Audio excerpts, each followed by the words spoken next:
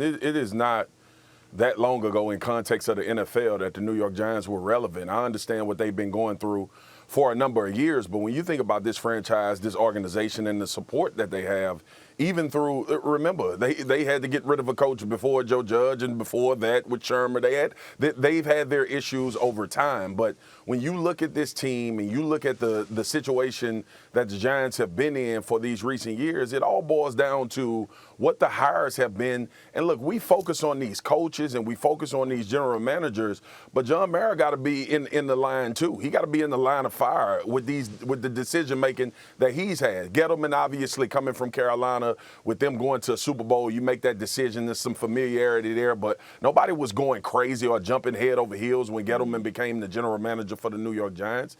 And then you look at Joe Judge, and look, 2 years is fast for a coach to get fired. Let me get that straight. And we talk about coaching opportunities in this league with black head coaches and the opportunities that they get. 2 years on the job is a very difficult.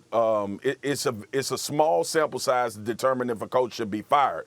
But Joe Judge did this. This is almost like he would have done better going into in Mara's office and saying, "Hey, fire me, get rid of me," based on what he's done and based on how this team has not improved from week 1 to 17.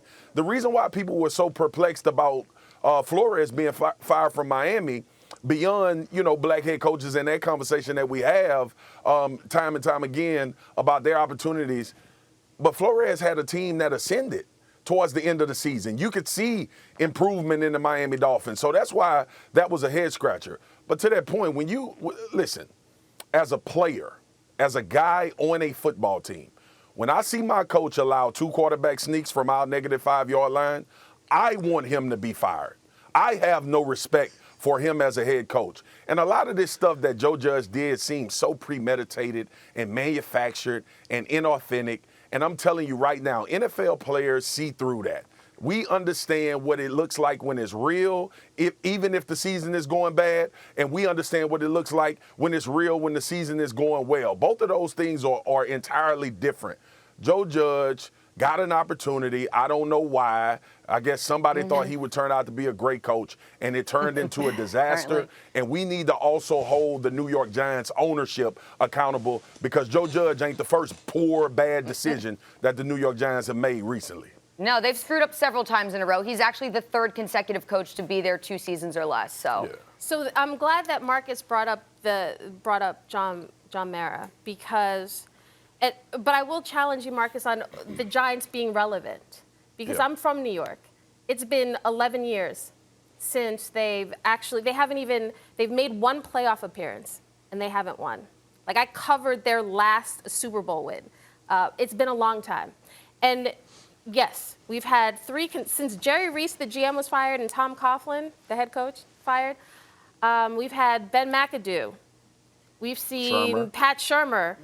Now Joe Judge. So will it be an attractive destination? Yes, because it's New York, and everything is better in New York, obviously. But including this one right here. But so like somebody like Brian Flores, he's from Brooklyn, like somebody else. He would want this job, I'm sure. But here's what all these candidates, these GM and head coach candidates, have to understand. This is an organization that's a blue blood. That's why we look at the Giants differently than we look at Jacksonville or Houston or some of these other places. Except in the last 2 years, the teams that actually have fewer wins than the Giants are teams like Jacksonville and Houston. The Giants have not been good. And this is an owner who cares a lot about what is reported around here, what the perception of this team is, as he should, because this is his baby. He owns it. But for the Giants to be a blue blood in the NFL, and to be, I don't want to say a laughing stock, but the Jets actually have are on a different level now than the Giants, and that should scare John Mara, because the way we talk about the Jets is different than we talk about the Giants. But if you're coming in for this job, you have to understand that this owner wants to win now, and he hasn't. He's tried to be patient, and he hasn't been. So that's what worries me about whether this will be a desired job. It will be, but will you be given the patience that Joe Judge wasn't, because John Mara, the owner, has made mistakes in hiring GMs and head coaches? Well, I think the first thing that Mara did that was correct was making sure he fired Joe Judge, because you want to start everything fresh, right? You don't want your GM to be gone and then your head coach still there, and then you hire a new guy and now they're clashing at some point. So you want to start everything fresh. And let me take y'all, Kim, you from New York, right? So my brother played in New York for 3 years with the Knicks. The fan base there is one of the best in America. Right? It's like New Jack City. I'm going to take y'all to the movie New Jack City. Remember how Pookie, he was fiending? Scotty is calling me, man. The fans is calling the fans. They want to win us so bad, lips ashy and everything. They want to win us so bad that they got to get somebody in there right now. And the next hire that they have, head coach or GM, I think is one of the most important in this organization. Because you mentioned, Kim, that this team has, I'll say, 2 winning records in the last 10 years. They made the playoffs one time.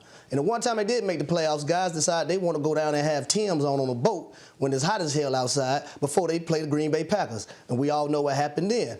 But for right now, I think this is a destination franchise, and people want to come to New York because it's the Mecca. It's bigger. Everything's bigger in New York. And you have those fans that are hungry. Yes, the media and the backlash comes with it all, but you got to embrace that. You got to embrace it and you got to love it at the same time. Yo, listen. Okay, all right, listen, because this is a destination franchise. All right, the bottom line is the difference will become when you get a quarterback and when you get a player or two that's going to identify as leaders, when you get a head coach that know what the hell he doing. Look at all the things you're listing. Look at all the things you're listing, though. Once we get a quarterback, they have a quarterback. No, they don't. No, they don't. They don't have a quarterback. They don't have a good one. They don't have one. Not at all. But it's like technically they have. Yeah, once we get a head coach, once we get that quarterback, once we get a couple good players, man, we're going to be rolling.